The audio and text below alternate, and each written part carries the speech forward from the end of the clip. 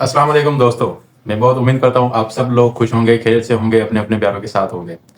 आज की यह वीडियो अल्लाह के बाबरकत नाम से शुरू करते हैं कि जो लोग बेरोज़गार हैं अल्लाह पाक उनको हलाल रिज़्क़ अता फ़रमाए, और जो लोग ज़ेर इलाज हैं अल्लाह पाक उनको शिफ़ाए कामिला अता फ़रमाए, और जो लोग इस दुनिया से चल बसे अल्लाह पाक उनकी मग़फ़िरत फ़रमाए। आमीन।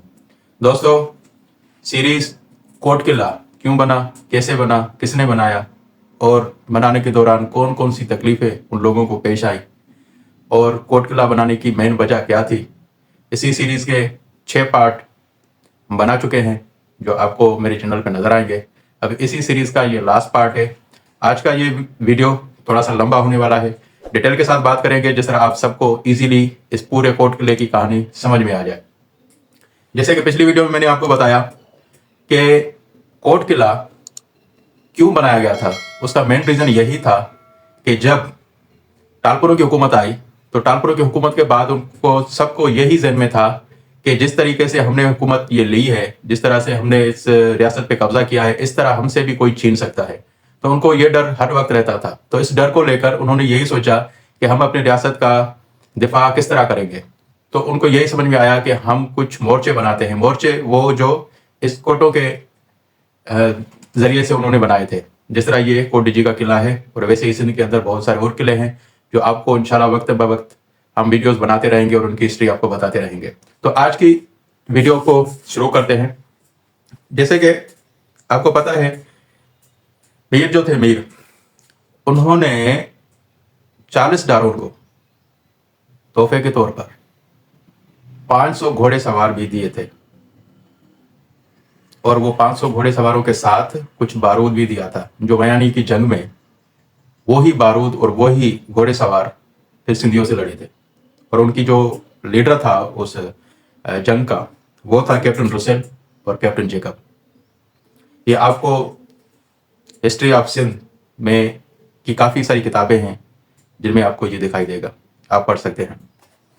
और इस कोट किले को और डीपली उसकी बात करें तो सिक्योरिटी के हिसाब से इस कोट किले को बिल्कुल हर एक एंगल से सिक्योरिटी को मजबूत किया गया है।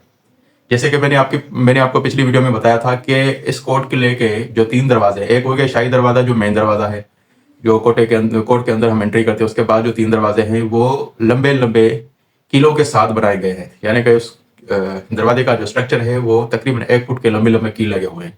उस कीलों की कहानी मैं आपको ऑलरेडी बता चुका हूँ कि वो कील इसलिए लगाए गए थे कि इजीली इसको तोड़ा ना जा सके, और आज भी वो कील वैसे के वैसे ही है, और इजीली ना उसको हम तोड़ सकते हैं ना उखाड़ सकते हैं। तो हर एक दरवाज़ा जो है वो उसका जो जाने का रास्ता है, जिस तरह आप जाओगे, कभी भी आपका विजिट हो तो आप जैसे जाओगे तो वो सी टाइप बने हुए हैं, यानी कि वो जो रास्ता है वो सी टाइप है। मतलब जिस तरह ये घूमता हुआ जाएगा उतनी ये हाइट बढ़ती जाएगी, फिर आपको एक दरवाज़ा नजर आएगा। फिर आप आगे जाओगे तो फिर एक रास्ता है, वो भी ऐसे सी टाइप है, फिर आगे एक दरवाजा आएगा। यानी कि जैसे मैंने आपको बताया था कि अगर हम शाही दरवाजे से डायरेक्ट किसी दरवाजे को अटैक करना चाहें तो हम नहीं कर सकते।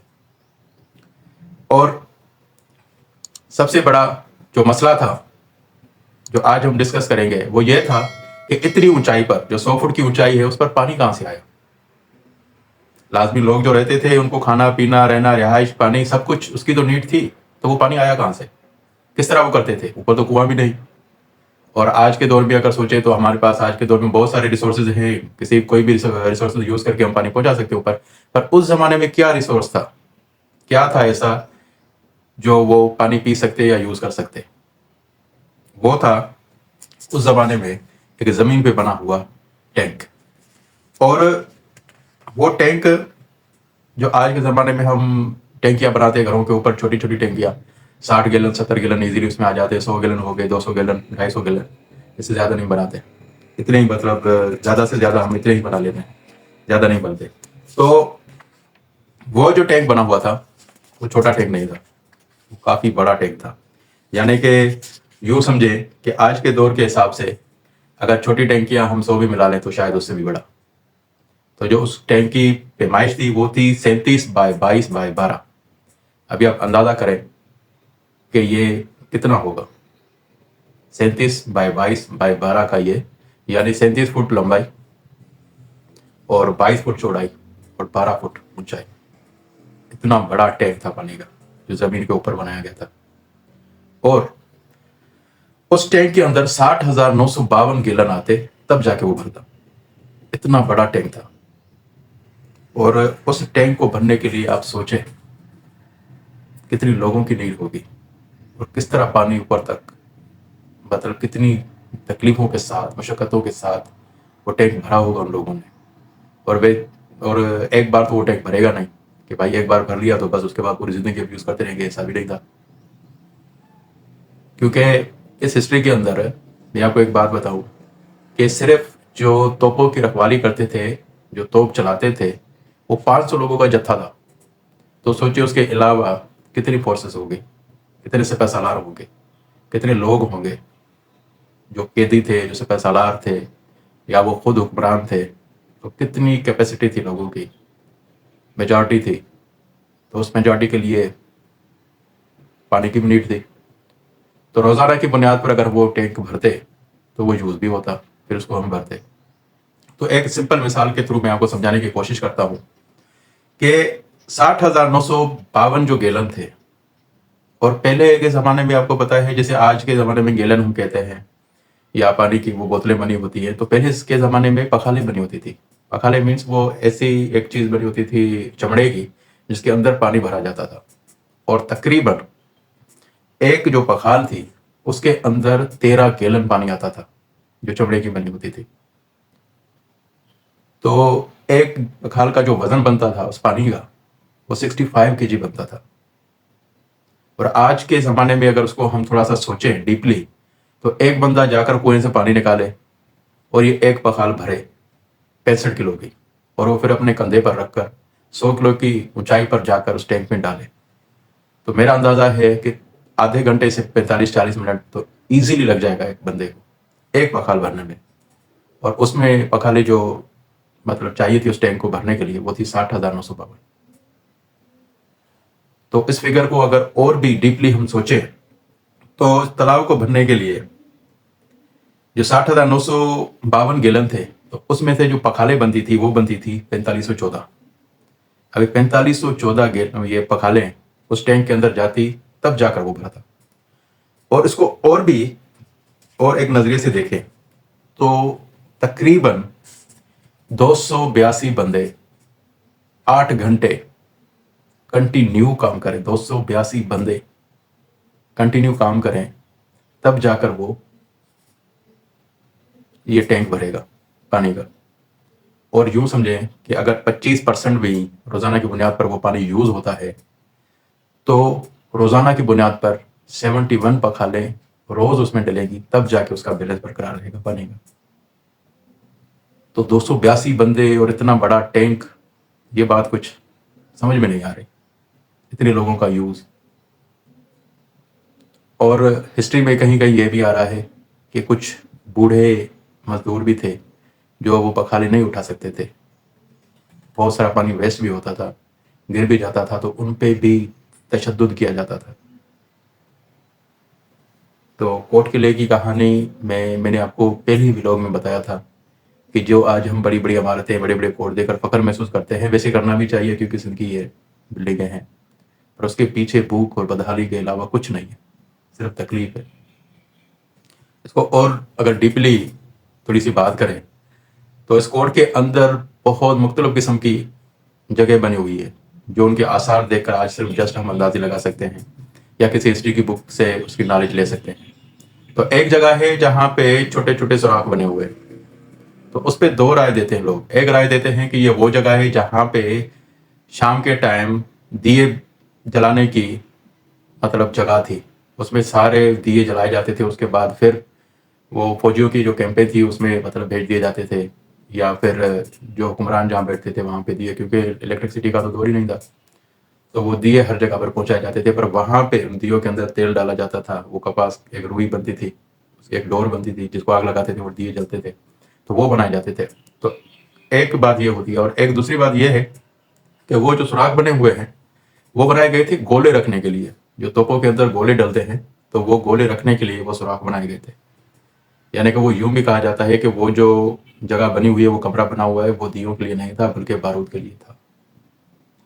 और बारूद के लिए एक और बात भी करते हैं जो बहुत सारी किताबों में आपको मिलेगी कि ये जो टैंक बनाया गया था, इस टैंक के ऊपर जो छत डाली गई थी और इस टैंक के बीच में 3 बड़े बड़े कॉलम भी बनाए गए हैं जो बहुत मजबूत और आज भी मौजूद है। तो उसके ऊपर जो छत डाली गई थी वो बहुत ही ज्यादा मजबूत थी छत। तो कुछ मौके ये भी सोचते हैं कि इतनी मजबूत छत डालने की वजह क्या थी। एक तो वो जो टैंक है वो आपको तीसरी गेट के लेफ्ट, यानी कि आप जाएंगे तो लेफ्ट साइड पर आपको मिलेगा, यानी कि तीसरी गेट के बिल्कुल जो ग्राउंड है तीसरी गेट के बाद वो बिल्कुल लेफ्ट साइड पर आपको ओपनली आपको दिखाई देगा टैंक जो बनाया गया था। और कुछ लोग ये भी कहते हैं कि इसके ऊपर जो मजबूत छत डाली गई थी तो इसके ऊपर भी एक छपरा डालकर इसमें बारूद रखा जाता था ताकि अगर कभी ज़रूरत पड़े तो हमें वो बारूद इजीली मिल जाए, क्योंकि कोट किला बहुत बड़ा है। तो और वो जो जगह है वो बिल्कुल स्ट्रेट जगह है, बिल्कुल सामने है, इजीली मतलब कोई चीज़ अगर बंदा ढूंढे तो उसको ढूंढनी नहीं पड़ेगी, वो इजीली उसको मिल जाएगी। तो ऐसी जगह का उन्होंने इंतखाब किया था ताकि अगर हम बारूद रखें तो इजीली वहां से हम उठा सकें। तो कुछ बातें ये भी होती है। और जो मैंने आपको पहले बताया जो कमरा था जिसमें वो सुराख थे, कुछ लोग ये बोलते हैं कि उसमें भी बारूद था, वो बेसिकली कमरा बारूद के लिए बनाया गया था। ये दो अलग अलग बातें हैं। हिस्ट्री के लिए, हिस्ट्री के अंदर ये दोनों बातें सामने आती हैं बारूद के लिए। बाकी जो टैंक थे वो टैंकों के लिए मखसूस एक सुरंग बनाई गई थी और उन सुरंगों के बीच में एक होल बनाया गया था जैसे टैंकों का मुंह बाहर निकला हुआ हो। तो एक छोटे छोटे वो कमरे बनाए गए थे टैंकों के लिए। वो जैसलमेर के पास एक टैंक था जिसका नाम था मरियम तोप, जो आज आपको खैरपुर सिटी के एक चौक पर नजर आएगा, और वो चौक का नाम भी मरियम चौक रखा गया है, मरियम तोप चौक। वो जो तोप थी वो भी इस कोट किले की थी जो बाद में वहां से ट्रांसफर करके उस चौक पर रखी गई। और इस कोट किले की जो हिस्ट्री है इसको अगर आप डीपली सुनने के बाद पढ़ना भी चाहें तो कुछ किताबें हैं जिसका मैं आपको बता देता हूँ। आपको इजीली ये कहानी देखने के बाद फिर आप जब खुद रीड करेंगे तो आपको समझ में आ जाएगी। तो इस कुछ किताबें हैं जो कोट किले को बहुत अच्छे से उन्होंने उनकी वजाहत की है। एक किताब है तारीख मीरान सिंध, ये किताब है हाजी मोहम्मद बख्श ठाकुर की। दूसरी किताब है तारीख तमदन सिंध, रहीमदाद खान मौलाई शीदाई की ये किताब है। और तीसरी किताब है तारीख सिंध, एजाजुल हक कुदूसी की ये किताब।